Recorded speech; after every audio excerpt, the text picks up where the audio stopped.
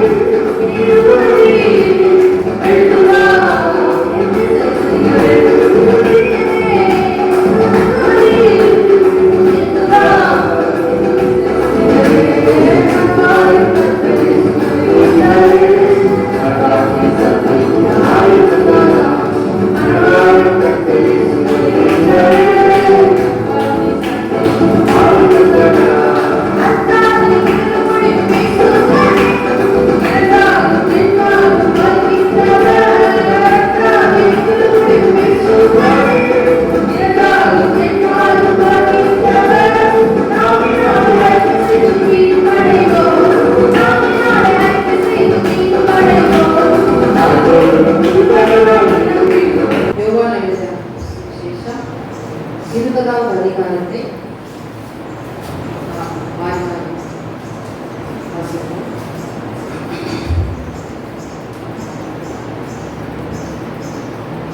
வாரத்தின் முதல் நாள் காலையில் அதிக இருட்டுடைய மகதினால் மரியாள் கல்லறையிடத்துக்கு வந்து கல்லறை அடைத்திருந்த கல் எடுத்துக் கொண்டிருக்க கண்டால், உடனே அவன் ஓடி சீமோன் பேதுருவினிடத்திலும் இயேசு தன்னால் இருந்த மற்ற சிஷ்யரிடத்திலும் போய் கற்களை கல்லறையிலிருந்து எடுத்துக்கொண்டு போய்விட்டார்கள். அவரை வைத்த இடம் எங்களுக்கு தெரியவில்லை என்றார். அப்பொழுது பேதுருவும் மற்ற சீஷனும் கல்லறையிடத்துக்கு போகும்படி புறப்பட்டு இருவரும் ஒருமித்து ஓடினார்கள். பேதுருவை பார்க்கிலும் மற்ற சீஷரும் வேகமாய் ஓடி குனிந்து கல்லறையிலிருந்து வந்தார்கள். அதற்குள்ளே குனிந்து பார்த்து சீலைகள் கிடக்கிறதை கண்டான். ஆனாலும் அவன் உள்ளே போகவில்லை. சீலைகள் கிடக்கிறதையும் அவருடைய தலையில் சுற்றியிருந்த சீலை மற்ற சீலைகளிலே வைத்திராமல் தனியே ஒரு இடத்தில் சுருட்டி வைத்திருக்கிறதையும் கண்டான்.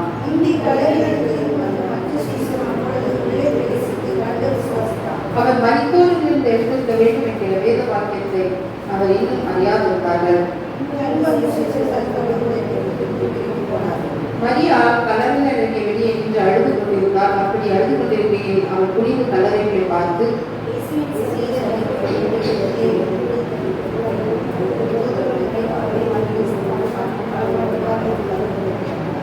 அவர்கள் அவரை நோக்கி, ஸ்திரீயே, ஏன் அழுகிறாய் என்றார்கள். அதற்கு அவள், ஏன் ஆண்டவரை எடுத்துக் கொண்டு போய்விட்டார்கள், அவரை வைத்த எனக்கு தெரியவில்லை என்றால்,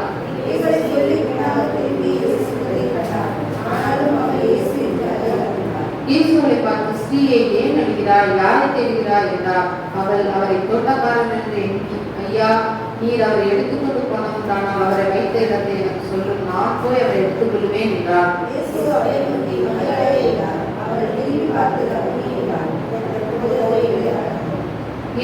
அவளை நோக்கி, என்னை தொடாதே, நான் இன்னும் என் பிதாவினிடத்துக்கு ஏறி போகவில்லை. நீ என் சகோதரனிடத்துக்கு போய், நான் என் பிதாவினிடத்துக்கும் உங்கள் பிதாவினிடத்திற்கும் என் தேவனிடத்திற்கும் உங்கள் தேவனிடத்திற்கும் ஏறி போகிறேன் என்று அவர்களுக்கு சொல்லு என்றார்.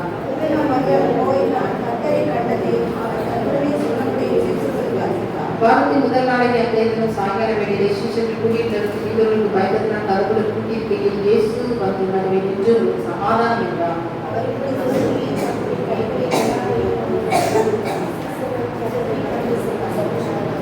இயேசு மறுபடியும் அவர்களை நோக்கி, எனக்கு சமாதானம் உண்டாவதாக, பிதா என்னை அனுப்புவது போல நான் உங்களை அனுப்புகிறேன் என்று சொல்லி,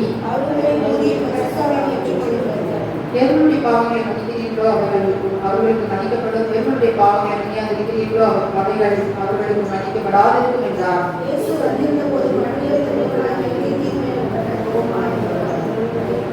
மற்ற சீசர்களை கர்த்தரை கண்டோம் என்று அவருடனே சொன்னார்கள். அதற்காக அவருடைய கைகளில் ஆடிக்கொண்டான காயத்தை நான் கண்டு அந்த காயத்தை என் விரலையிட்டு என் கையை அவருடைய விழாவிலை போட்டால் என்னுடைய விசுவாசிக்க மாட்டேன் என்றார்.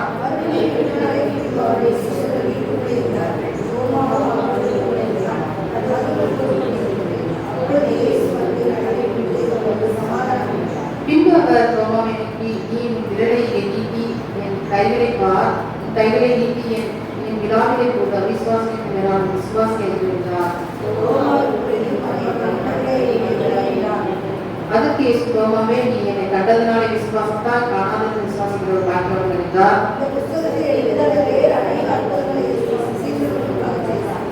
இயேசு தேவனுடைய குமாரனை கிறிஸ்து என்று நீங்கள் விசுவாசித்தவர்கள் நாமத்தினாலே இன்றைக்கு இந்த நாள் ஈஸ்டர் திருநாள். இந்த நாள் ஆண்டவராகிய இயேசு கிறிஸ்து உயிர்த்தெழுந்த நாள்.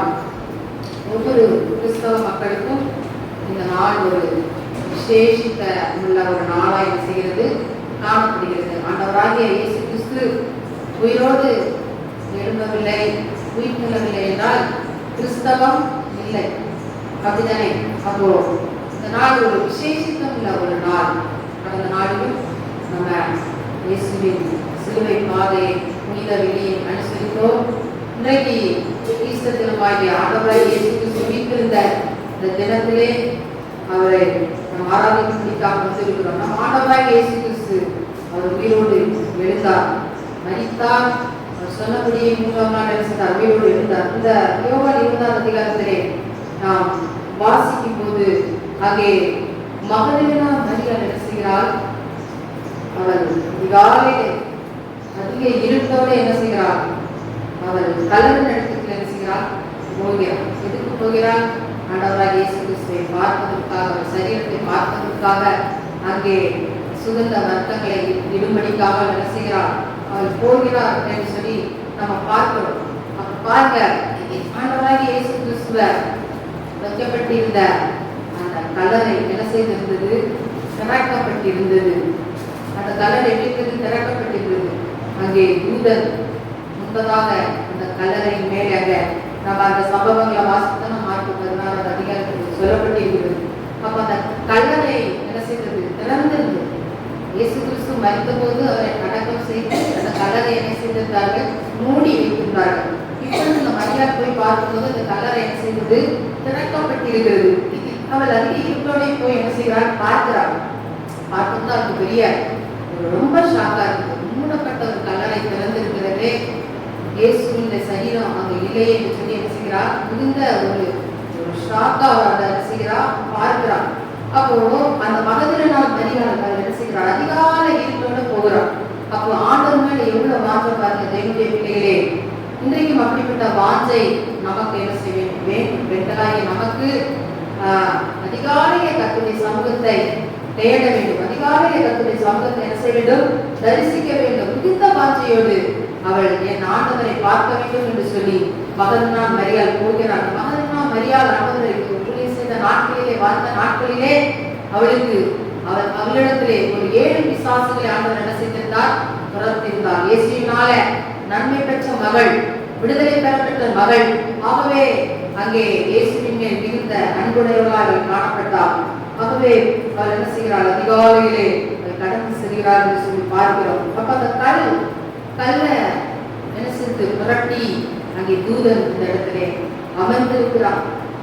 அது மாத்திரமல்ல, அவ 2ஆம் வசனத்திலே வாசிக்கும்போது அவர்கள் ஓடி சீமோன் பேதுருவிடம், இயேசு தன்பாய் இந்த மற்ற சிசுக்குள் போய் கர்த்தரை கல்லறையில் எடுத்துக்கொண்டு போய்விட்டார்கள், வைத்த இடம் தெரியவில்லை என்றார். அப்ப அவ உடனே அந்த பார்த்த சம்பவத்தை பார்த்து அவ என்ன செய்யணும்? சீஷர்களிடத்துல சொல்லணும்னு சொல்லி மிகவும் வேகமாய் விரைந்து ஓடி அவள் என்ன செய்கிறாள்? சீமோன் பேதுருவிடத்திலேயும் அங்கே அவள் சொல்லுகிறதை, மற்ற சீஷர்களிடத்திலையும் சொல்லுகிறதை குறித்து நாம் பார்க்கிறோம். அப்ப அவர்களும் என்ன செய்கிறார்கள்? புறப்பட்டு கல்லறையிடத்திலே ஓடி வருகிறார்கள்.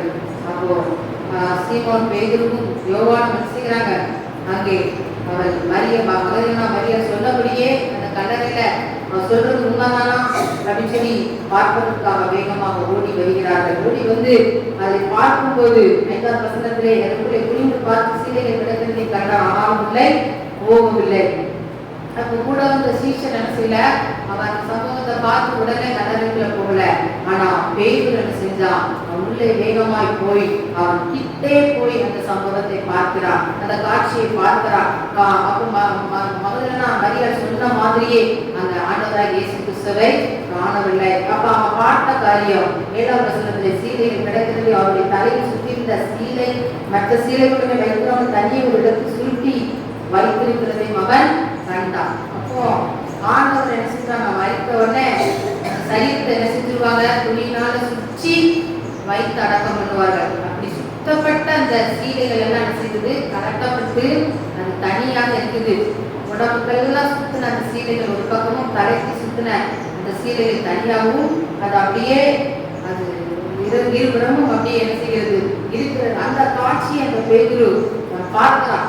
அப்புறம் தான் அந்த மற்ற சீசனும் உள்ள வந்து அந்த காட்சியை பார்க்கிறப்போ அந்த 2 பேரும் அந்த நேரத்தில் என்ன செய்கிறாங்க? அந்த காட்சியை பார்த்து நம்புறாங்க. ஆமா, உண்மையிலேயே ஆண்டவராகிய இயேசு கிறிஸ்து என்ன செய்தார்? அவர் சொன்னபடி அவர் உயிர் எழுந்து விட்டார் என்று சொல்லி அவர்கள் என்ன செய்கிறார்கள்? அதை விசுவாசிக்கிறார்கள். என்னுடைய பிள்ளைகளே, அப்போ அங்க பார்த்து விசுவாசிக்கிற ஒரு அனுபவம் இல்லாதபடி அங்கே நமக்குள்ளே விசுவாசம் மாணிக்கமாக என்ன செய்ய இருக்க வேண்டும். நம்ம எல்லாம் ஆண்டவராகிய இயேசு கிறிஸ்து உயிர் தெழுந்தார் என்பதை என்ன செய்கிறோம்? எல்லாரும் விசுவாசிக்கிறோம். அப்படிதானே? எல்லாரும் நம்புறோம். கிறிஸ்தவராகிய நம்ம, தேவனை ஆராதிக்கிற பிள்ளைகளாக நம்ம எல்லாரும் என்ன செய்கிறோம்? இன்றைக்கு ஆண்டவராகிய இயேசு கிறிஸ்து உயிரோடு எழுந்தார் அப்படின்னு சொல்லி நம்ம என்ன செய்யறோம்? நம்பி இருக்கிறோம். அதே போல எல்லா நாட்களிலும் ஆண்டவர் என் கூட இருக்கிறார் என்பதை நம்ம என்ன செய்யணும், நம்பணும். ஏதோ ஒரு நாள் ஈஸ்டர் தினத்துல மாத்திரம் ஒரு உயிரோடு எழுந்தார் என்று அல்ல, எல்லா நாட்களிலும் உலகத்தின் சகல நாட்களின் முடிவு நான் உன்னுடன் இருக்கிறேன் என்று சொல்லி ஆண்டவராகிய இயேசு கிறிஸ்து பார்த்துக் கொண்டிருக்கிறார். எல்லா நாளும் ஆண்டவர் நம்ம கூட தான் இருக்கிறார். எல்லா நாளும் உயிர்த்து இருக்கிறார். எல்லா நாளிலும் அவர் நம்ம மத்தியில இருக்கிறார். ஆகவே அப்படிப்பட்ட தேவனை நாம் எல்லா நாட்களிலும் நாம் விசுவாசிக்க வேண்டும். அது மாத்திரமில்ல, அங்கே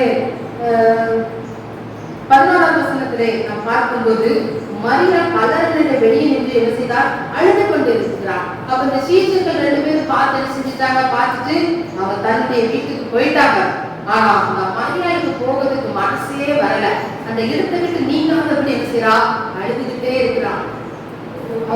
அவளுக்கு பிரியமான அந்த இயேசு அடக்கம் பண்ணாங்க பார்த்தா, அந்த இடத்துலதான் அடக்கம் பண்ணாங்க, இப்ப வந்து பார்த்தா அவரை காணல அப்படின்னு சொல்லி மிகுந்த வேதனையோட வரிசைக்கிறார், அழுதுகிட்டே இருக்கிறார். அதற்கு ஒரு விடை கிடைக்க வேண்டும், அதுக்கு ஒரு பதில் எனக்கு கிடைக்க வேண்டும் என்று சொல்லி வாஞ்சியாக காத்திருந்தார். தேவனுடைய பிள்ளைகள் சீசர்கள் என்ன செஞ்சுட்டாங்க? காணோம், அவர் வீட்டு இருந்தார் அப்படின்னு போயிட்டாங்க.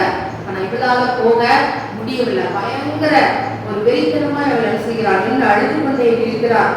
12ஆம் வசனத்திலே பார்க்கும்போது இயேசுவின் சரீரம் வைக்கப்பட்ட இந்த இடத்துல வெள்ளுடை தரித்த 2 தூதர்கள் தலைமாட்டிலும் ஒருவர் கால்மாட்டிலும் ஒருவர் நினைச்சிருந்தார்கள், உட்கார்ந்திருந்தார்கள். அப்போ சரீரம் வைக்கப்பட்ட இடத்திலே தூதர்கள் இருக்கிறார்கள். அந்த தூதர்கள் 13ஆம் வசனத்திலே அவர்கள் அவரை நோக்கி, ஸ்ரீயை ஏன் அழுகிறார் என்று சொல்லி கேட்கிறார். தூதர்கள் கேட்கிறார், ஏன் அழுத? அதற்கு அவர் சொல்றார், என் ஆண்டவரை எடுத்துக்கொண்டு போய்விட்டார்கள், அவரை வைத்த இடம் எனக்கு தெரியவில்லை. ஆண்டவரை எடுத்துட்டு போயிட்டாங்களே, அதை வச்ச இடம் எனக்கு தெரியலையே சொல்லி அங்கோடு அழுது இந்த தூதர்கள் இடத்துல அந்த மரியாள் மகதலேனா மரியாள் சொல்லுகிறதை குறித்து பார்க்கணும். அப்படியே அவர் சொல்லிட்டு அப்படி திரும்பி பார்க்கும்போது அவர் கண்ட காட்சி இவரை சொல்லி பின்னாக திரும்பி இயேசு நிற்கிறத பார்க்கிறான். இயேசு சொல்லிட்டு திரும்பி பார்க்கும்போது பக்கத்துல யார் இருக்கா? இயேசு இருக்கிறார். அப்போ இதுதான் இயேசு என்று சொல்லி அவளுக்கு என்ன செய்ய முடியல, அறிந்து கொள்ள முடியல, அவளுக்கு தெரியல. அப்போ அந்த இயேசு பக்கத்திலே இருக்கிற அந்த இயேசுவை பார்த்து அவர் சொல்லுகிறார் 15ஆம் வசனத்திலே, இயேசுவை பார்த்து ஸ்ரீயை ஏன் அழுகிறார்? உள்ளே அந்த கல்லறைக்குள்ளே தூதர்கள் கேட்டார்கள், ஸ்ரீயை ஏன் அழுகிறாய் அப்படின்னு கேட்கும்போது மரியாள் சொல்றா, என் ஆண்டவரை எடுத்துட்டு போயிட்டாங்க, அவர் எங்க போயிட்டாருன்னு தெரியலன்னு சொல்லி தூதர்கிட்ட சொல்றா. சொல்லிட்டு திரும்பி பார்க்கும்போது வலது பக்கத்திலே அங்கே ஆண்டவரை இயேசு கிறிஸ்து நிற்கிறார். இயேசுதான் எனக்கு தெரியாதபடி அந்த மரியாள் இருக்கிறார். அவரிடத்திலேயே அவர் யாரை நீ தேடுன்னு சொல்லி அவர் கேட்கும்போது அவர் ஒரு தோட்டக்காரன் நினைச்சு அவர் என்ன செய்கிறார்? இயேசுவை எடுத்துக்கொண்டு நீர் அவர் எடுத்துக்கொண்டு போனதுனால் அவரை வைத்த இடத்தை எனக்கு சொல்லும், நான் போய் அவரை எடுத்துக்கொள்வேன்னு சொல்லி அவர் சொல்றார்.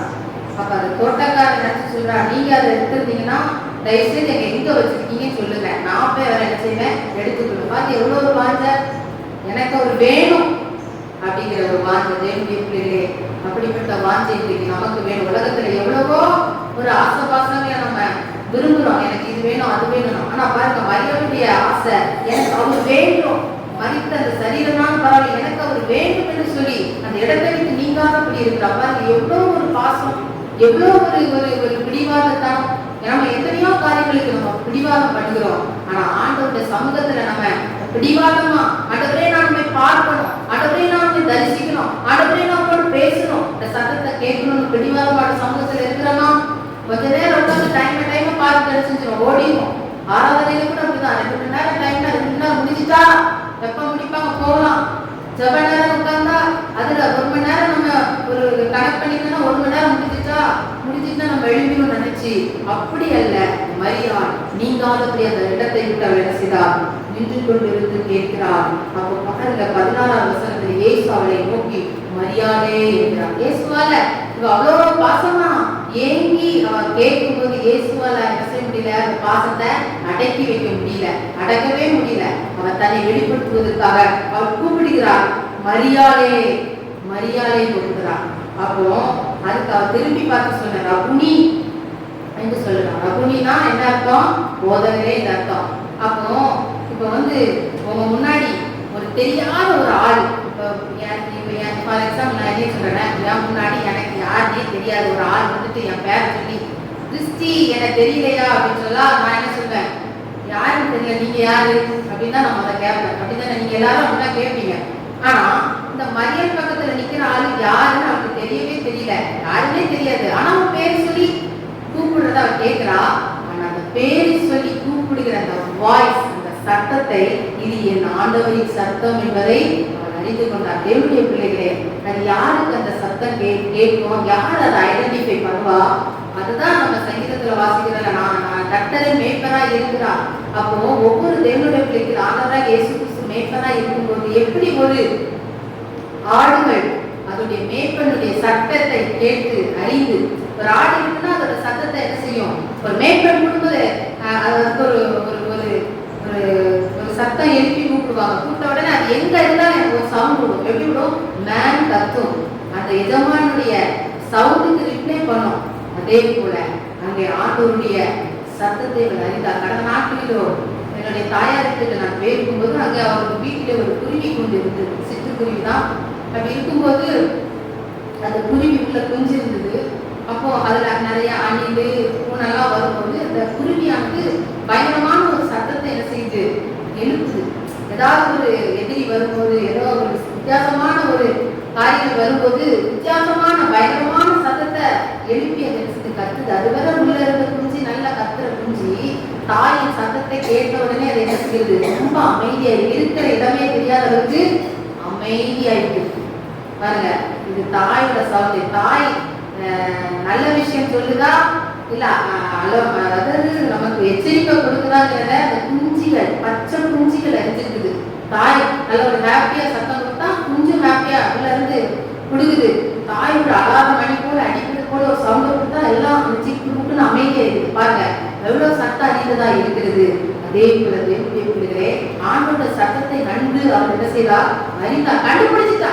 பார்த்ததுக்கு இயேசு மாதிரி தெரியல, ஆனா அவன் சத்தம் இது என் நேசரின் சத்தம் என்பதை அவள் அறிந்து அவள் என்ன செய்கிறார், ரகுனி அப்படின்னு சொல்லி சொல்றா, போதகரே அப்படின்னு சொல்லி அவ்வளவு பாசமா கூட தேவனுடைய.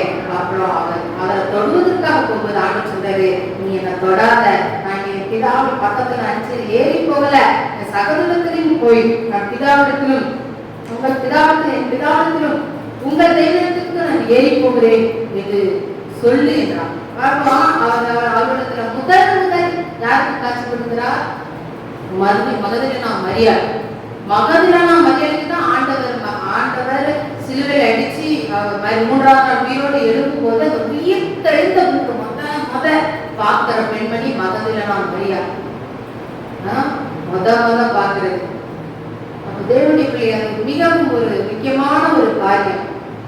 அப்போ அப்படிப்பட்ட காரியத்தை அவள் பெற்றிருந்தாள். அப்போ அவர் சொல்றாரு, பார்த்துட்டு சொல்றாரு, நீ பார்த்த இந்த காரியத்தை நீ போய் என்ன செய், சீஷர்களுக்கு மற்றவர்களுக்கு நீ போய் சொல்லு அப்படின்னு சொல்லி சொல்றாரு. உடனே அவள் என்ன செய்கிறார், சந்தோஷமா புறப்பட்டு 18ஆம் வசனத்தை பார்க்கிறோம். கர்த்தரை கண்டதையும் தன்னோடு சொன்னவையை சீஷருக்கு என்ன செய்கிறார், அறிவிக்கிறார். சீஷர்களுக்கு என்ன சொல்லியிருப்பா, நான் ஆண்டவரை பார்த்தேன், அவர் உயிரோடு எழுப்பிட்டாரு, அவர் அந்த இடத்துல இல்லை, வாங்க வந்து பாருங்க அப்படி ரொம்ப சந்தோஷமா சொல்லியிருப்பா. அப்படிதானே? தலகால் புரியாம ரொம்ப சந்தோஷத்துல அவ செஞ்சிருப்பா, நடந்திருப்பா, கூட்டிருப்பா. அப்போ 19ஆம் வாரத்தின் முதல் நாளை கண்டித்து நாம் சாயங்காலங்களை சீஷன் கூடி இந்த வீரர்களுக்கு பயங்கர கலங்கள் கூட்டி பேசுவது நின்று உங்களுக்கு சமாதானம் என்கிறார். அப்ப வாரத்தின் முதல் நாளை அந்த சாயங்கால வேலையிலே சீஷர்கள் எல்லாம் ஒரு அறையில என்ன செஞ்சிருக்கிறாங்க, கூடி இருக்கிறாங்க. அவங்க யாருக்கு பயப்படுறாங்க, யூதருக்கு பயந்ததுனால் கதவை பூட்டிக்கிட்டு என்ன செய்யறாங்க, எல்லாரும் உட்கார்ந்துட்டு இருக்காங்க. உள்ள பயந்து போய் இருக்கிறாங்க. ஏன் பயந்து போயிருக்கிறாங்க? ஏற்கனவே இயேசு சிலுவையில பிடிச்சு அடிச்சுட்டாங்க, நம்மளாம் கூட இருந்தோம், நம்மளையும் பிடிச்சி அடிச்சிடக்கூடாது, நம்மளை யாருன்னு அவங்களுக்கு தெரியும், பார்த்தா அந்த மாதிரி பண்ணிடுவாங்க. வீட்டுக்கு பயந்து அவங்க என்ன செய்யறாங்க, கதவை பூட்டி கொண்டு பயத்துல என்ன செய்யறாங்க, உள்ள இருக்கிறாங்க. ஆனா இயேசு வந்து நடுவே நின்று உங்களுக்கு சமாதானம் என்கிறார். கூட்டப்பட்ட ஒரு வீட்டுக்குள்ள, உங்க வீட்டுல நீங்க பூட்டிட்டு இருக்கீங்க, ஒரு ஆவி போன்ற ஒரு மனிதனை ஸ்வைன்னு இறங்க முன்னாடி உங்க பேர் சொல்லி கூட்டா, நீங்களா என்ன நினைப்பீங்க? வீட்டை பூட்டிதான் பாருங்க, எப்படி இது வீட்டுக்குள்ள ஆள் வந்தா கதவு நல்லா பூட்டியிருக்கோமான்னு திருப்பி நம்ம செக் பண்ணி பார்ப்போம். அதே போல கூட்டப்பட்ட ஒரு அறைக்குள்ள ஒரு மனுஷன் நின்று உங்களுக்கு சமாதானம் சொன்னா எப்படி இருக்கும்? பயங்கர ஷாக்கா இருக்கும். இயேசு கிறிஸ்து ஏற்கனவே அவரை அடிச்சு கொண்டு மறிச்சுட்டாரு, கல்லறையில வச்சாச்சு. இப்போ ஒரு பூதம் போல ஒரு ஆள் கண் முன்னாடி சமாதானம் சொல்லுது அடிச்சது எல்லாரும் நினைச்சிருப்பாங்க, பயந்து இருப்பார்கள். அப்ப ஆண்டவர் சொல்றாரு, உங்களுக்கு சமாதானம். அவங்க இறுதி கலங்கி போயிருக்குது. என்ன நடக்குமோ எது நடக்குமோ, நம்மளால வாழ முடியுமா, நம்ம கடை என்ன ஆகும் அப்படின்னு பயந்து இருக்கிற அவர்களை பார்த்து கலக்கத்தோடு இருக்கிற அவர்களை பார்த்து சொல்றாரு ஆண்டவரே, சமாதானம், உங்களுக்கு சமாதானம், எதை குறித்து கவலைப்படாது, உங்களுக்கு சமாதானம் தான். ஆண்டவர் முதலாவது சீசர்களை பார்த்து சொல்லுகிறார், தேவனுடைய பிள்ளைகளே. அப்போ முதலாவது மகனா வரியருக்கு ஆண்டவர் காட்சி கொடுத்தார். அதன் பின்பதாக சீசர்கள் இருக்கிற இடத்திலேயே கடந்து சென்று ஆட்சி கொடுக்கிறார், தன்னை வெளிப்படுத்துகிறார். அப்புறம் 20வது வசனத்தை பார்க்கிறோம், தன்னுடைய கைகளை விழாவை அவருக்கு காண்பித்தார். சீசர்கள் கர்த்தரை கண்டு இருக்கிறார்கள், சந்தோஷப்பட்டார்கள். பாருங்க, இந்த சீசர்கள் இயேசுவை நம்ப மாட்டாங்கன்னு ஒரு காரியம் ஆண்டவருக்கு விளங்கிச்சு. அப்ப அவர் சொல்றாரு, பாருங்கப்பா, என்ன சந்தேகப்படாதீங்க, என் கையில என்ன இருக்கு, தழும்பு இருக்கு, என் காலில ஆணி குத்தப்பட்ட அந்த தழும்பு இருக்கு, பாருங்க, நல்லா பாருங்க சொல்லி கரத்தை காட்டுறாரு. கரத்தை காட்டினப்பறம் தான் அவங்களுக்கு எல்லாம் எனக்கு மூச்சு வருது. ஆமா, உண்மையிலே நம்ம கூட இந்த இயேசுதான், அவர் தான் உயிரோட வந்துட்டாருன்னு நினைச்சுறாங்க, நம்புறாங்க. இன்றைக்கு அநேகருக்கு அப்படித்தான். என்னதான் உனக்கு ஒரு காரியம் அப்படி நடக்க போகுது அப்படின்னு ஆண்டவர் சொன்னாலும் நம்ப மாட்டாங்க. நடந்த பிறகுதான் நம்புவாங்க. அதை யார் நம்பினா? சகேரியா. அந்த காரியத்தை நம்ம பார்க்கும்போது குழந்தையெல்லாம் இருந்தது. அப்ப தேவனுடைய வார்த்தை வந்தது, விசுவாசிக்கவில்லை. அப்ப யோவான் பிறந்ததுக்கு பின்பதாக அவன் என்ன செய்தான்? விசுவாசித்தான். இன்றைக்கு அநேக வாழ்க்கையில அற்புதம் நடக்கும்போது, ஓ ஆண்டு எனக்கு செஞ்சுட்டாரு அப்படின்னு நம்புறாங்க. அப்ப வார்த்தை வரும்போது நம்புறது இல்லை. அதே போல சீஷர்கள் என்ன செய்கிறார்? நம்பி சந்தோஷப்பட்டார்கள். இயேசு மறுபடியும் சொல்றாரு, சமாதானம் உண்டாவதாக, இதா என்னை அனுப்புனதுல நான் உங்களை அனுப்புகிறேன். அப்ப ஆண்டவர் திருப்பியும் அவங்களை பலப்படுத்தும்படி அவங்களுக்கு சமாதானம் சொல்றாரு. திருப்பி அவங்க மேல பரிசுத்தாவியை ஊதுறாரு. ஊதி பரிசுத்தாவியை ஒவ்வொரு சீஷர்கள் என்ன செய்கிறார்கள்? பெற்றுக்கொள்கிறார்கள். பெற்றுக்கொண்டு அவர்கள் என்ன செய்கிறார்கள்? நீங்களும் இதை போல உலகமெங்கிலும் சென்று சீஷர்கள் என்ன செய்ய உருவாக்குங்க, சுவிசேஷத்தை சொல்லுங்க அப்படின்னு சொல்லி பரிசுத்தாவியை கொடுக்கிறார். பரிசுத்தாவி வரும்போது என்ன உண்டாகும்? உங்களுக்கு பலன் உண்டாகும். பரிசுத்தாவி எது கொடுத்தாங்களே பயந்து நடிக்கவே கிடக்காத, தைரியம் இல்லை, ரொம்ப இல்லை, ஒரே நடுக்கம், பயம். பரிசுத்தாவியை பெற்றோன்னு அவர்களுக்கு என்ன வருகிறது? பலன் வருகிறது. இன்றைக்கு உங்களுக்கு பலன் வேணுமா? உங்களுடைய பிள்ளைகளே ஒவ்வொரு காரியத்தை குறித்து பயந்துட்டு இருக்கிறீங்களா? பரிசுத்தாவி வல்லமையை பெற்றுக்கொள்ளுங்க. அந்த வல்லமையை நீங்க பெற்றுக்கொள்ளும்போது உங்களுக்கு உன்னதத்தில் உள்ள பலனை ஆண்டவராக இயேசு கிறிஸ்து தர வல்லமை உள்ளவராக இருக்கிறார். 24வது வசனத்திலே இயேசு முதலாவது சீஷர்களுக்கு காட்சி கொடுக்கும்போது அல்ல என்ன தோமா மட்டும் இல்ல, இந்த சீஷர்கள் இருந்தாங்க. அப்போ தோமாவை திருப்பி இரண்டாவது முறையாக மூன்றாவது முறையாக அவர் என்ன செய்யறார்? சந்திக்கிறார். முதலாவது மரியாள், இரண்டாவது சீஷர்கள், மூன்றாவது திதிமு எனப்பட்ட தோமாவுக்கு அவர் காட்சி அளிக்கிறார்.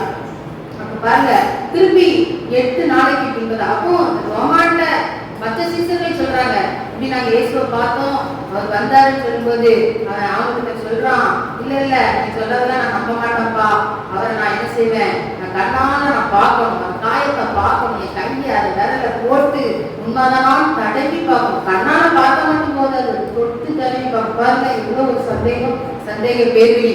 அப்போ அப்படி பார்த்தா தான் நான் நம்புவேன்னு சொல்லி மற்ற சீசர்கள்ட்ட நான் சொல்றான்.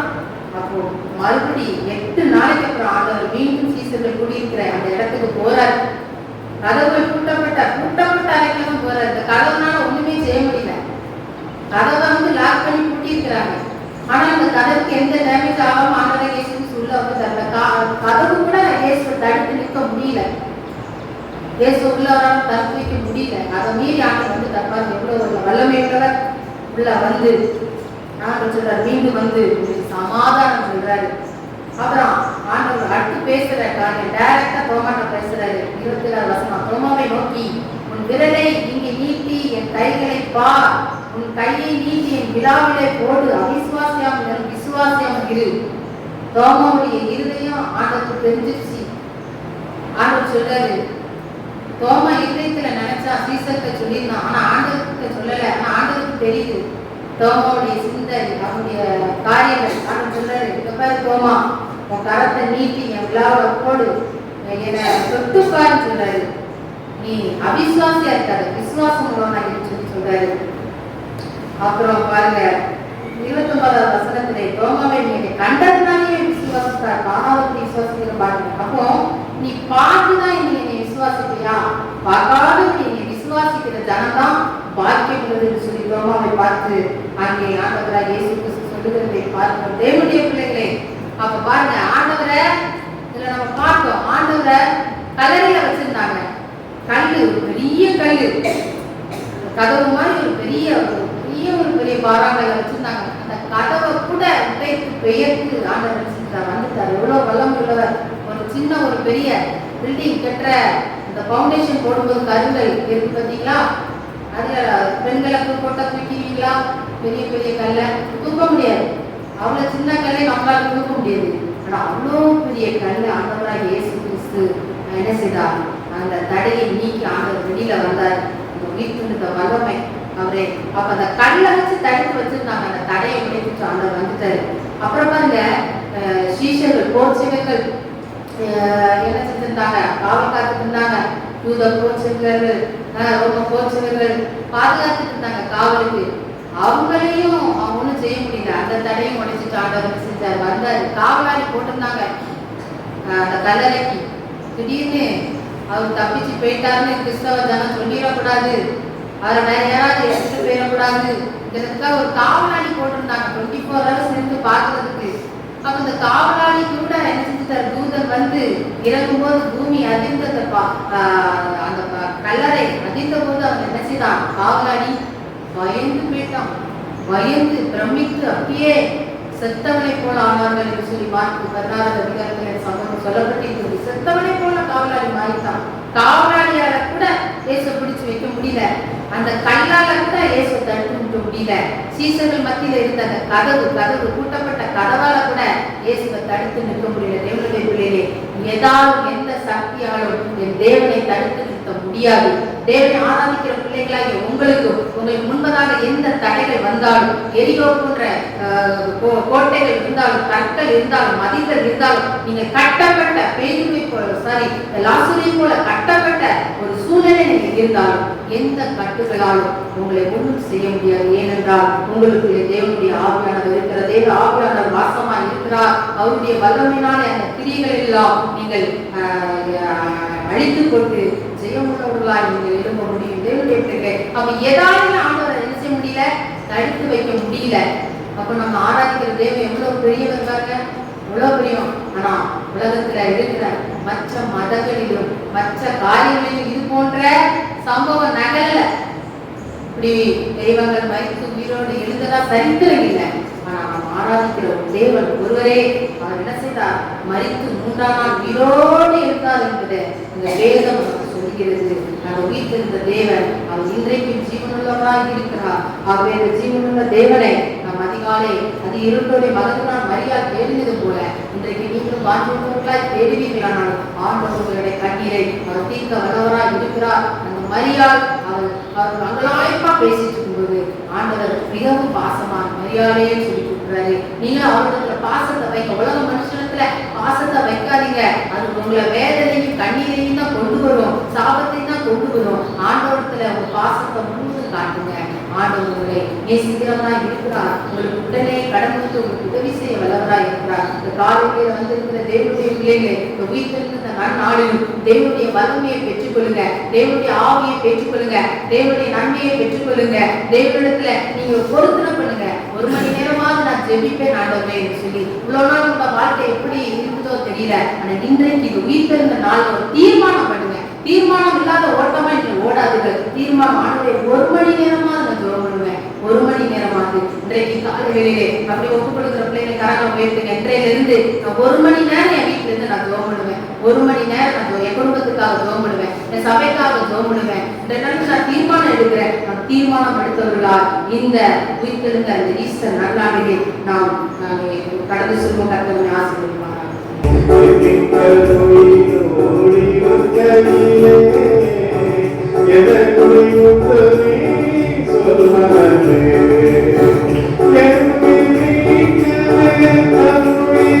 கொடுத்தார்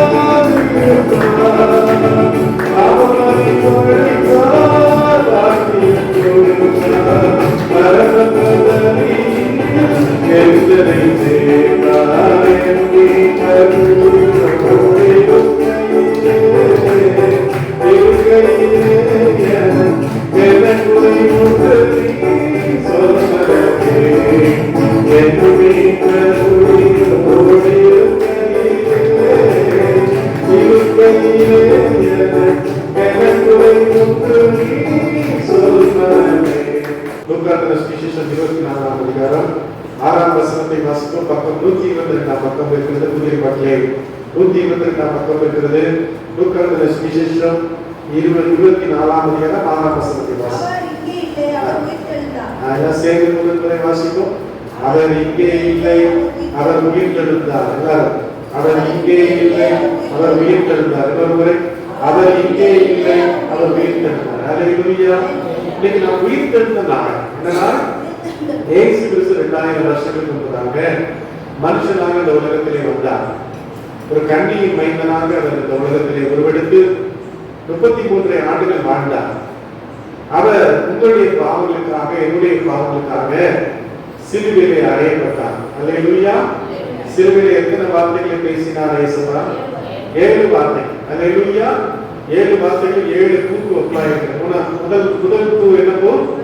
மன்னிப்பு. இரண்டாவது ரட்சிப்பு. மூணாவது பூ சொல்லுங்க, அன்பு அரவணைப்பு. அன்பு அரவணைப்பு. நாலாவது பூ என்ன பூ? நாலாவது பூ என்ன பூ? தவிப்பு. என்ன பூ? தவிப்பு. தவிப்பு. என் தேவனே, என் தேவனே ஏனெனை கைவிட்டேன். அடுத்த பூ என்ன பூ?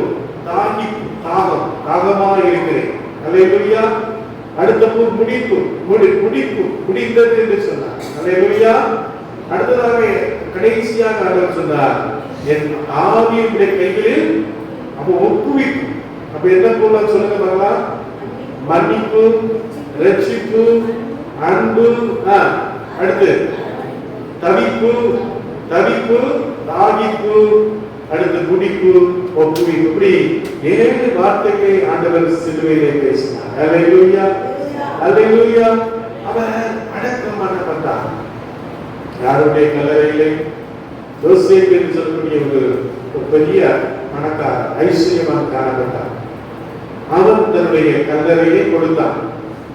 யூதர்களுடைய கல்லறை எப்படி இருக்கும் என்றால், அது ஒரு சின்ன வீடு போல காணப்படும், சின்ன ஒரு ரூமை போல காணப்படும். அது பக்கத்திலே தோட்டங்கள் இருக்கும். நல்ல அது பக்கத்திலே நம்ம உட்கார்ந்து அதுக்கு பார்த்துட்டு வரலாம். அந்த கல்லறை திருநாள் என்று சொல்லக்கூடிய அந்த திருநாளிலே அவர்கள் போய் என்ன செய்வார்கள்? நினைவு கூறுவார்கள். தன்னுடைய மரித்தவர்களை நினைவு கூறுவார்கள். ஒவ்வொரு தேசத்திலும் ஒவ்வொரு மாதிரி என்ன செய்வார்கள்? அடக்கம் பண்ணுகிறார்கள். நம்முடைய தேசத்துல எப்ப அடக்கம் பண்ணுவாங்க சொல்லுங்க பார்க்கலாம். ஒரு ஆள் மரித்த என்னைக்கு அடக்கம் பண்ணுவாங்க? அடுத்த நாளோ இல்லைன்னா ஒரு 2 நாளுக்குள்ள அடக்கம் பண்ணுவாங்க. சில தேசங்களிலே பாத்தீங்கன்னா ஒரு ஆள் மரிச்சு போயிட்டாங்கன்னா 10 நாள் 15 நாள் 1 மாசம் கழிச்சு கூட என்ன செய்வாங்க? அடக்கம் பண்ணுவாங்க. அல்லேலூயா.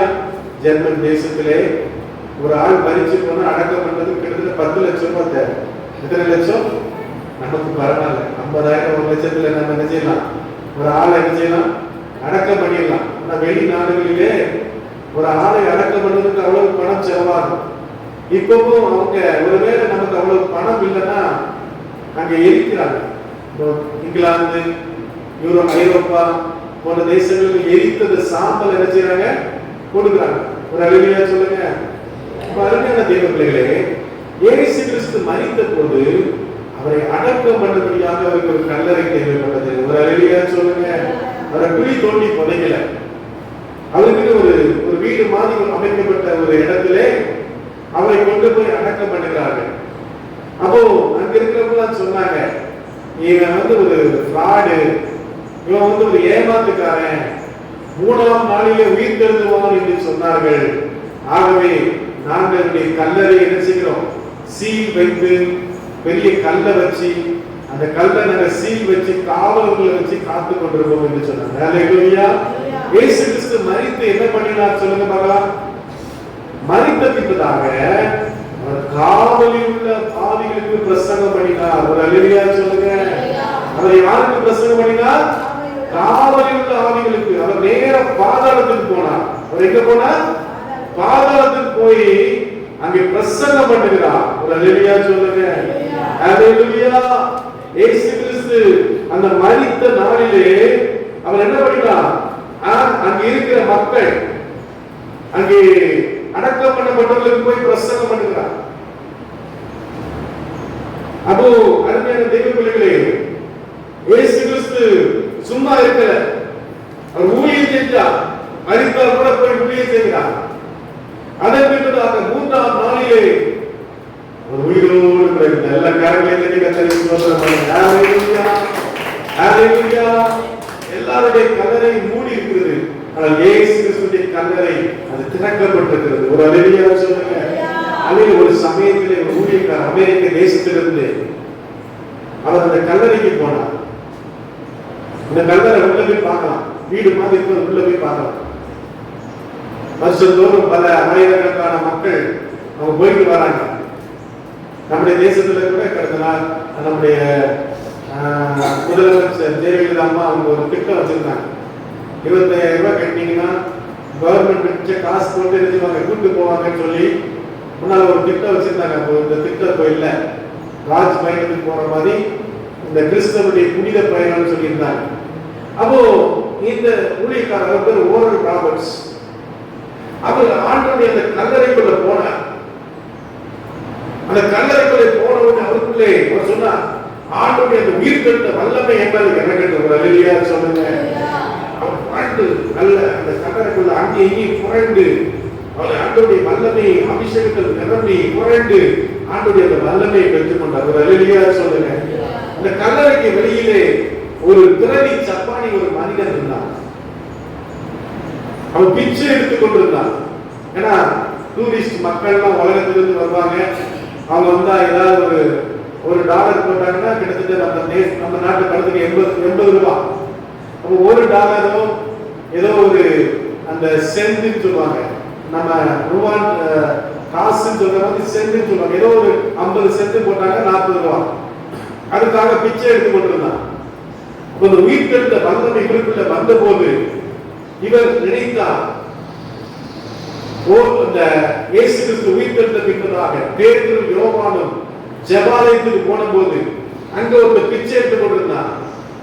அவன் சொன்னா, வெளியில் பொருள் எங்களிடத்திலே இல்லை, எங்களிடத்தில் உள்ளதை நான் நினைச்சுக்கிறேன், உங்களுக்கு தருகிறேன். ஒரு ஹalleluya சொல்லுங்க. அதே நசரேயனாகிய இயேசுவின் நாமத்தினாலே எழுந்து நட. அதே போல சொன்னா, இயேசுவின் நாமத்தினால உயிர்த்தெழுந்த வல்லமை எழுந்து நடன்னு சொல்லும் போது அவன் எழுந்தி நடந்த எல்லா கரங்களை அநேக பிணங்களை உயிரோடு எழுந்திருக்கிறார். அநேக அற்புதங்களை அவர் செய்திருக்கிறார். அந்த உயிர்த்தெழுந்த வல்லமை அது இன்னைக்கு ஜீவிக்கிறது. ஹalleluya சொல்லுங்க. அந்த நாட்களிலே நாங்கள் இங்கே பெற்றோர்களை பார்க்கும்படியாக போயிருந்தோம். தென்காசி பக்கம் இருக்கிறாங்க, அவங்களை பார்க்கும்படியாக போயிருந்தோம். அப்போ மனைவி அவங்க அப்பா அம்மா பார்த்து எங்க அப்பா அம்மா பார்த்து நான் போயிருந்தேன். எங்க அப்பாவுக்கு பார்த்தீங்கன்னா அந்த வெரிகோஸ் வெயின் சொல்லி ஆபரேஷன் பண்ணி காலெல்லாம் குழுக்குழுன்னு ஆயிடுச்சு. டாக்டர் சொன்னாங்க காலை வெட்டி எடுக்கணும்னு சொன்னாங்க. அப்போ காலை வெட்டி எடுக்காம இந்த பேண்டேஜ் போட்டு கெட்டி வச்சிருந்தாங்க. கடந்த நாட்களே நான் போன போது அதனால கொஞ்சம் கஷ்டப்பட்டு தான் நடந்தாங்க. கடந்த நாட்களே நான் போன போது இந்த காலை பார்த்தப்போ எனக்கு ஆச்சரியமா இருக்கு. கொஞ்சம் இடத்துல தான் பேண்டேஜ் போட்டு என்ன நடந்துச்சுன்னு கேட்டேன். ஆண்டவருக்கு சுகத்தை கொடுத்து கொண்டிருக்கிறார். ஹalleluya சொல்லுங்க. டாக்டர் காலை வெட்டி எடுக்க வேண்டும் என்று சொன்ன காலிலே இன்னைக்கு ஒரு தெய்வீக சுகத்தை தேவன் கொடுத்து கொண்டிருக்கிற எல்லா கரங்களை கட்டி கர்த்தரை ஸ்தோத்திரிக்கிறோம். இன்னைக்கு அந்த உயிர்த்தெழுந்த வல்லமை உங்களுடைய மத்தியில் அது ஜீவிக்கிறதா இருக்கிறது.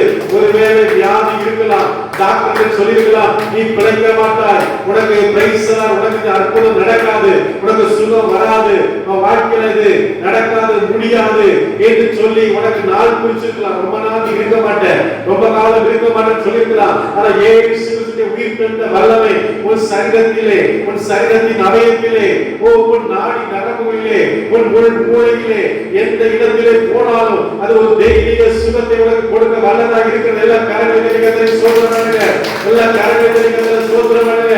இயேசு கிறிஸ்து இன்னைக்கு அவர் வாழ்கிறார், இன்னைக்கு அவர் அற்புதங்களை செய்கிறார், இன்னைக்கு அவர் மரித்தவர்களை உயிரோடு எழுப்புகிறார், இன்னைக்கு வியாதியஸ்தரை சுஸ்தமாக்குகிறார். பிசாசிலே பிடிப்பட்ட ஜனங்கள், பாவத்திலே பிடிப்பட்ட ஜனங்கள், அக்கிரமத்திலே பிடிப்பட்ட ஜனங்கள், சாவுக்கு ஏதுவாய் ஓடிக்கொண்டிருக்கிற ஜனங்கள், வாழ்க்கையை நிம்மதியற்றவர்களாய், வாழ்க்கையை நம்பிக்கையற்றவர்களாய் இருக்கிற ஜனங்களுக்கு இயேசு பெரிய விடுதலை, வேண்டிய சுகத்தை கொடுக்க வல்லவராய் இருக்கிற எல்லா கரங்களை சோதனை பண்ணுங்க. ஹalleluya. நான் ஒரு சாட்சி கேட்டேன். ஒரு அக்கா பயங்கரமான தேவனை அறியாத குடும்பம். அந்த குடும்பத்தில் அவர்கள் இருந்தவர்கள், அவர்களுக்கு சபைலாம் தெரியாது, வீட்டில் பயங்கர ஆண்டவர் அறியாத மக்கள். அதாவது ஏசு கிறிஸ்து சொன்னா அடிச்சு கொண்டே போடுவாங்க. அப்படிப்பட்ட உங்களுக்கு காரைக்கால், பாண்டிச்சேரி பக்கத்துல காரைக்கால் ஊரு, அப்படிப்பட்ட ஊரை சேர்ந்தவங்க. அவங்க இயேசு குறித்து அறிந்து கொண்டாங்க. வீட்டுல இருக்க ஜெபமாங்க தெரியுமா? அவங்க வீடே ஒரு குடிசை வீடு. அதுல ஒரு சிலுவை மாதிரி ஒரு வீட்டுல ஒரு கம்புல செஞ்சு வச்சிருப்பாங்க. அதுலதான் அவங்க இருந்து ஜெபம் பண்ணுவாங்க. அவங்க ஆண்டவரை அறிந்தவங்க. அவங்களுக்கு திருமணம் தேவனை அறியாத ஒரு மகன் தான் வந்தார். தேவனை அறியாத மகன் வந்து அவர்களுக்கு திருமணம் ஆச்சு. அப்போ பாத்தீங்கன்னா அருமையான தேவ பிள்ளைகளே, அவருடைய வாழ்க்கை ஓடிக்கொண்டிருந்தது. அவங்க திடீர்னு ஆண்டவரை விட்டுட்டாங்க, ஆண்டவரை மறந்துட்டாங்க. அவருடைய வாழ்க்கையில பாத்தீங்கன்னா அவங்க ஒரு பிசினஸ் ஆரம்பிச்சாங்க, ஒரு மருந்து கடை ஆரம்பிச்சு ஃப்ரெண்ட்ஸோட சேர்ந்து ஆரம்பிச்சாங்க. திடீர்னு அது ஒரு பெரிய நஷ்டம் வந்துச்சு. நஷ்டம் வந்தவன புருஷன் சொல்லிட்டு, நான் உனக்கு எதுவும் ஹெல்ப் பண்ண மாட்டேன், ஓ நீங்க பாத்துக்கோ, நீ தான் ஆரம்பிச்ச, நீங்க பாத்துக்கோ. வீட்டுல யாரும் பேசல. உடனே தூக்க மாத்திரைகளை கடையில இருந்து மாத்திரை எடுத்து போட்டுட்டாங்க. போட்டு சாவ கிடக்குறாங்க. என் மாமாக்கெல்லாம் வந்து பார்த்தாங்க. பார்த்து உடம்பெல்லாம் கூல் ஆயிடுச்சு. உடனே போய் ஆஸ்பத்திரியில காமிச்சாங்க. ஆஸ்பத்திரியில காமிச்சோன்னு டாக்டர் ஊசி போட்டு விட்டார். திரும்ப வீட்டுக்கு வந்து திரும்ப ஒரு 5 மாத்திரை எடுத்து போட்டார். டாக்டர் சொன்னார், இனிமேல் உங்களை கலக்க வைக்கவே முடியாது, உங்க வாழ்க்கை எப்படியே முடிஞ்சு போயிடும் சொன்னாங்க. அல்லேலூயா, அல்லேலூயா. கர்த்தர் சகோதரியை ஆண்டவர் தெரிந்து கொண்டார். ஒரு அல்லேலூயா சொல்லுங்க. அல்லேலூயா. 3 நாள் பேச்சு மூச்சு இல்லாம இருக்கிறாங்க. சுத்தி எப்படி ஒரு செத்தவங்களுக்கு இருப்பாங்களோ அதே போல இருந்தாங்க. 3 நாள் கழிச்சு அந்த கர்த்தரை எழுந்திருக்கிறாங்க. ஒரு அல்லேலூயா சொல்லுங்க. அல்லேலூயா, அல்லேலூயா. எல்லாரும் ஆச்சரியப்படுறாங்க. எல்லாருக்கும் ஆச்சரியமா இருக்குது. அப்போ அவங்களோடு கூட வேலை சார்ந்த ஒரு சகோதரி வந்து செவத்துல ஒரு அடி அடிச்சு உனக்கு அறிவு இருக்கா, பிள்ளைய வச்சுட்டு நீங்க செய்ய அப்படின்னு சத்தம் போட்டாங்க. ஒரு அல்லேலூயா சொல்லுங்க. திரும்பி அவங்க ஆண்டவருடைய பிள்ளையாய் மாறி ஆலயத்துக்கு போக ஆரம்பிச்சாங்க. எனக்கு என்ன ஆனாலும் பரவாயில்ல, ஆண்டவரை பின்பற்றுன்னு சொல்லி ஆண்டவரை பின்பற்றினாங்க. கட்டணத்தை கணக்குல எல்லாம் அடைக்க உதவி செய்தாங்க. ஒரு அல்லேலூயா சொல்லுங்க. 1,35,000 இந்த கடனை கட்டண அற்புதமா அடைச்சா. எந்த புருஷன் உனக்கு கடை வச்சு கொடுக்க மாட்டேன்னு சொன்னானோ அதே புருஷன் அவங்களுக்கு ஒரு மெடிக்கல் திருப்பி வச்சு கொடுத்தார். அல்லேலூயா சொல்லுங்க. அல்லேலூயா. அவங்களுக்கு கர்த்தர் ஒரு நல்ல வேலை கொடுத்தார். பேங்க்ல ஒரு பெரிய மேனேஜரா இருந்தாங்க. 1,00,000 ரூபாய் அவங்களுக்கு சம்பளம் வந்தது. ஆண்டவர் சொன்னா, நீங்க ஊழியத்துக்கு வர வேண்டும். அல்லேலூயா சொல்லுங்க. அல்லேலூயா. 1,00,000 ரூபாய் சம்பளம் வாங்கினவங்களை பார்த்து ஆண்டவர் என்ன சொன்னாரு? அவங்க சொன்னாங்க, என் புருஷன் சொல்லட்டும், என் புருஷன் சொன்னா நான் வாராண்டவரே. புருஷன் சொன்னார், நீ வந்து ஊழியம் செய், நீ ஊழியம் செய். ஒரு அல்லேலூயா சொல்லுங்க. அல்லேலூயா, அல்லேலூயா. அவங்க வீட்டிலே இன்னைக்கு நல்ல ஒரு சபை 80 பேர் வராங்க. ஒரு அல்லேலூயா சொல்லுங்க. அல்லேலூயா. மரணத்துக்கு நியமிக்கப்பட்டவர்களை விடுதலை ஆக்குற தேவன். அல்லேலூயா. கொலைக்கு நியமிக்கப்பட்டவர்களை விடுதலை ஆக்குற தேவன். அல்லேலூயா, அல்லேலூயா. பாவத்திலே, சாபத்திலே, அக்கிரமத்திலே இருக்கிற ஜனங்களை அவர் விடுதலை ஆக்குறவராக இருக்கிறார். அல்லேலூயா சொல்லுங்க. இயேசுக்கு நீங்க தேவை. உங்க படிப்பு தேவையில்லை, உங்க அழகு தேவையில்லை, உங்க அந்தஸ்து தேவையில்லை, உங்க பணம் தேவையில்லை. நீங்க இயேசுக்கு போதும். இயேசு உங்களை கொண்டு பெரிய காரியங்களை செய்வார். எல்லாரும் வாய்க்கிற கரங்களை தட்டி சோதனை பண்ணுங்க. Hallelujah, hallelujah. Praise the lord. வாரத்தின் முதல் நாளிலே யூதருடைய 7ஆம் நாள் மிக விசேஷமான நாள், சனிக்கிழமை. அந்த நாளிலே அவர் எந்த வேலையும் செய்ய மாட்டார். நான் ஒரு சமயத்துல ஒரு தேசத்துக்கு போயிருந்தேன். அப்போ ஒரு ஜிப்சி நரிக்குறவன் சொன்னாங்கல்ல, அவங்க அந்த ஒரு சகோதர வீட்டுல தங்கியிருந்தேன். அப்போ அவர் பாத்தீங்கன்னா அன்னைக்கு ஒரு வேலை கூட செய்யல. அந்த சபைக்கு போயிட்டு அவங்க 7th day போட்டு அன்னைக்கு ஒரு நாள் வேலையை செய்யல. சாயங்காலம் 7 மணி வரைக்கும் அவங்க அமைதியா தான் இருந்தாங்க. 6 மணி வரைக்கும். 6 மணி முடிஞ்ச தான் அவங்க சாப்பாடு எல்லாமே ரெடி பண்ணாங்க. ஒரு அல்லேலூயா சொல்லுங்க. அப்போ 7ஆம் நாள் யூதர்களுக்கு ஒரு புனிதமான நாள். இயேசு கிறிஸ்து வாரத்தின் முதல் நாளிலே உயிர்த்தெழுந்தார். ஒரு அல்லேலூயா சொல்லுங்க. அதான் ஞாயிற்றுக்கிழமை. இன்னைக்கு நம்ம ஞாயிற்றுக்கிழமை எதற்காக தேவனை ஆராதிக்கிறோம்? இயேசு கிறிஸ்து உயிர்த்தெழுந்த நாள். ஒரு அல்லேலூயா சொல்லுங்க. யாராவது உங்ககிட்ட வந்து சொன்னா, ஏங்க வேதத்துல 7ஆம் நாள் தானே முக்கியமான நாள், நீங்க ஏன் ஞாயிற்றுக்கிழமை ஆராதிக்கிறீங்க கேட்ட சொன்னோம். இயேசு கிறிஸ்து இன்னைக்கு உயிர்த்தெழுந்த நாள். ஒரு அல்லேலூயா சொல்லுங்க. மரணத்தை ஜெயித்த நாள், சாபத்தை ஜெயித்த நாள், பிசாசை ஜெயித்த நாள். அதனாலதான் நாங்க இன்னைக்கு ஆராதிக்கிறோம். ஒரு அல்லேலூயா சொல்லுங்க. ஹalleluya, ஹalleluya. அப்ப அந்த உயிர்த்தெழுந்த வல்லமை இயேசு கிறிஸ்து உயிர்த்தெழுந்ததாக அவர் யார் பார்த்தா? மகதலேனா மரியாள். ஹalleluya. ஒரு பெண் தான் போய் பார்க்கறா. பொதுவா பெண்கள் என்ன செய்வாங்க? பெண்கள் எப்படிப்பட்டவங்க சொல்லுங்க? கொஞ்சம் பயந்தவங்க. ஹalleluya. ஒரு ஒரு ஒரு ஏதாவது ஒரு காரியம் அவங்களுக்கு எப்படி இருக்கும்? ஆண்களை விட பெண்கள் ரொம்ப பயப்படுவாங்க. அப்படிப்பட்ட ஒரு பெண்ணு போய் இயேசு கிறிஸ்துவின் கல்லறையில போய் பார்த்து அவ இயேசு கிறிஸ்துவின் ஒரு பெரிய ஊழியக்காரியாக மாறுகிறார். ஒரு அல்லேலூயா சொல்லுங்க. அவளுக்கு 7 பிசாசு இருந்துச்சு. அவ ஒரு பாவத்துல இருந்த சகோதரி, அவ ஒரு பெரிய ஊழியக்காரியாக மாறினாள். அல்லேலூயா. இயேசுவோடு கூட இருந்த பெண்கள்லாம் யாரு சொல்லுங்க பார்க்கலாம்? யாரெல்லாம் இருந்தா? யோவன்னா, மகதலேனா மரியாள், இயேசுவின் தாயாகிய மரியாள். அங்கே இப்படியாக அநேக பெண்கள் தான் ஆண்டவருக்கு இயேசு கிறிஸ்துவுக்கு உதவியா இருந்தாங்க. ஹalleluya. அவருக்கு சாப்பாடெல்லாம் செஞ்சு கொடுத்தது யார்? இந்த பெண்கள் தான். அவருக்கு பண உதவி செய்தது இந்த பெண்கள் தான். அப்போ இயேசு ஆனந்தமில்லை, பெண்ணென்றமில்லை. ஒரு அல்லேலூயா சொல்லுங்க. எல்லாரையும் ஒரே மாதிரி பார்க்கிறாங்க. நம்ம தான் சொல்லுவோம் பெண்கள் பெண்கள். பாருங்க, நிறைய கார் ஓட்டுறது யாரு? பெண்கள் தான் ஓட்டுறாங்க. எங்க பார்த்தாலும் கார்ல பாருங்க, ஜம்முன்னு வந்து பெரிய பெரிய காரெல்லாம் சாதாரணமா ஓட்டுறாங்க. அப்ப அந்த அளவுக்கு இன்னைக்கு ஆண்டவர் தேவ பிள்ளைகளை ஆசீர்வதித்து வைத்திருக்கிறார். ஒரு அல்லேலூயா சொல்லுங்க. அல்லேலூயா, அல்லேலூயா. அப்போ சீஷர்களுக்கு ஆண்டவர் காட்சி கொடுத்தார். சீஷர்கள் ஆண்டவரை நம்பல.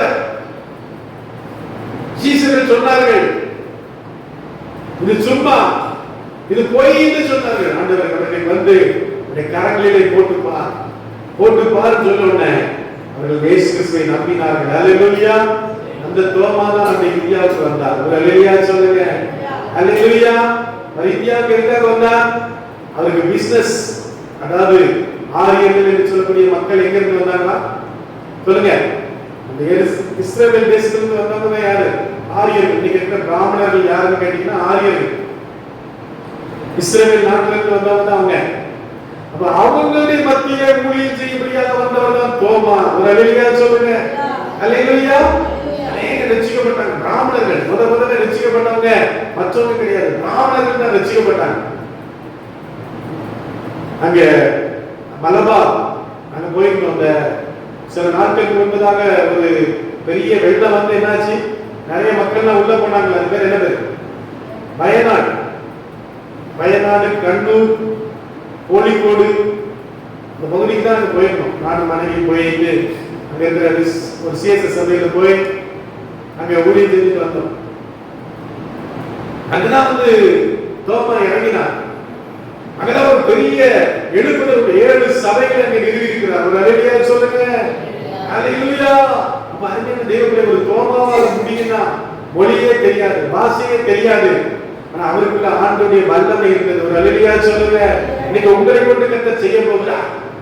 உங்களை கொண்டு ஒரு ரட்சிப்பை உண்டாக்க போகிறார்.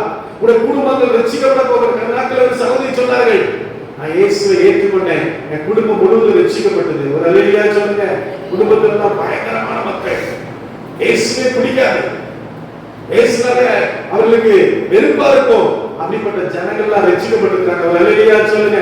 நீங்க கர்த்தருடைய குடும்பத்தில் உங்களை கொண்டு ஒரு ரட்சிப்பை கொடுக்க போகிறார். எத்தனை பேர் விசுவாசிக்கிறீர்கள்? அல்லேலூயா. இயேசு கிறிஸ்து சொன்னார், நீங்கள் காத்திருங்கள். ஆண்டவருடைய சமூகத்தில் காத்திருக்கணும். ராத்திரி பகல் காத்திருக்கணும். அப்படியே சத்தத்தை கேட்கிறவங்களா இருக்கணும். அவரோட பேசிட்டு இருக்கணும். ஆண்டவர்கிட்ட பேசிட்டு இருக்கணும். ஆண்டவரே, ஆண்டவர்கிட்ட சண்டை போடணும். வழக்காடணும் வாருங்கள் சொன்னார். ஏய், என்ன ஆண்டவரே, நம்முடைய பிள்ளையா இருக்கிற என் வாழ்க்கையில அற்புதம் செய்ய மாட்டீரா? என் தேவையை சந்திக்க மாட்டீரா? என்னை நீர் ஆசீர்வதிக்க மாட்டீரா? அல்லேலூயா. உரிமையா கேளுங்க. ஆண்டவர் சொன்னார், அன்னைக்கு நீங்க காத்திருங்கள் என்று சொன்னார். காத்திருந்தவர்கள் ஆண்டவர் பரிசுத்த ஆவியை ஊற்றினார். ஒரு அல்லேலூயா சொல்லுங்க. அவர்கள் அபிஷேகத்தினால் நிறைந்தவர்களாய் மாறினார்கள். ஆண்டவர் சொன்னார், நீங்கள் புறப்பட்டு போய் சகல ஜாதிகளை நீங்கள் என்ன செய்யுங்கள்? சீஷராக்குங்கள். இயேசுநாதர் போய் சொன்னார். யார் சொன்னார்? நீங்க எதையாவது நீங்க சொல்லணும். ஒவ்வொரு வாரமும் நீங்க ஒரு ஆள்கிட்ட சொன்னா போதும். ஒரு மாசம், ஒரு வருஷத்துல எத்தனை வாரம் இருக்குது? 58 வாரம் இருக்குது. இயேசு நல்லவரா? அக்கா இயேசு நல்லவர், அக்கா இயேசு நல்லவர். ஒரு அல்லேலூயா சொல்லுங்க. அல்லேலூயா. இஸ்லாம் மதத்திலிருந்து ஆண்டவரை பின்பற்றின ஒரு சகோதரி, வாழ்க்கையில் அநேக பிரச்சனை உண்டு, அநேக போராட்டம் உண்டு. அவங்க சொன்னாங்க, இந்த கொரோனா காலத்துல ஜன்னல்ல இருந்து சொன்னாங்க, இயேசு நல்லவர் அக்கா, அக்கா இயேசு நல்லவர் அக்கா.